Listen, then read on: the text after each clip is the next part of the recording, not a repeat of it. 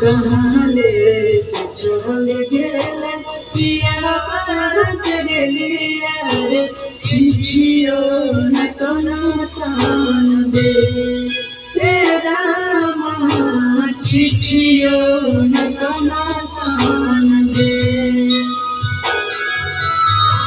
देखो तरिया नहीं आंगनीर नहीं